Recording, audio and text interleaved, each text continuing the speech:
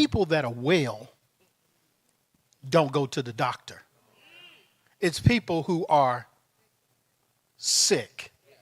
And when you think about the fact that Jesus was eating with them and he was sitting at the table with them, you're not supposed to do that if you're a good Jew. If you're a good Jew, you only sit with the people that are like you. The people that wash their hands on both sides more than 20 seconds and all the way up to your elbow. Are y'all with me right now? The people who walked around, and I got on my phylactery today, they walked around. You're only supposed to hang out with people that are like that. Are you with me? But Jesus was sitting and eating and talking to them. Now, it's interesting to me that the tax collector and the sinners were the ones that were listening to Jesus. Those were the ones that wanted to hear Jesus. The Pharisees were righteous. They were upstanding believers. And so then they didn't need to listen to Jesus because they were already right. In other words, they didn't need a doctor because they were well. I don't like to go to the doctor. I don't like to go to the doctor when I'm sick, much less go to the doctor when I'm well. Can I get a oh yeah? Sick people need a doctor. And so what the Pharisees were saying, stay with me, they weren't sick. They were already righteous. They were already holy. But the one that was holy, really holy, was right there with them, eating with the sinners and the tax collectors. Y'all still in the house? We're going somewhere with this.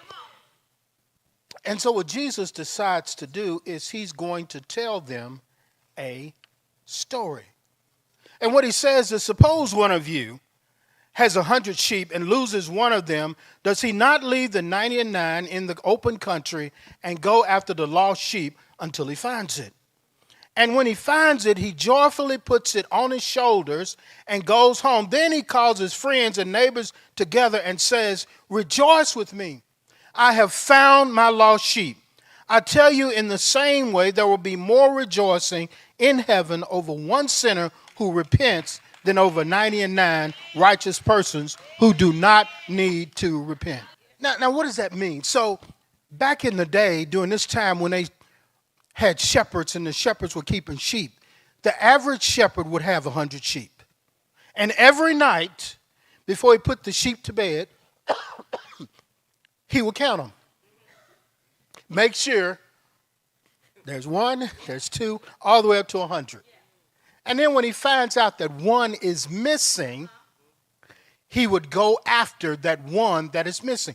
Why would he do that? Why would he pursue the one that is missing? He would pursue the one that is missing because sheep were valuable. Every one was valuable.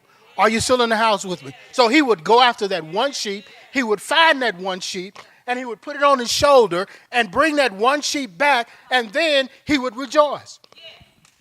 And he would call the other sheep herders and say, rejoice with me, my lost sheep was found.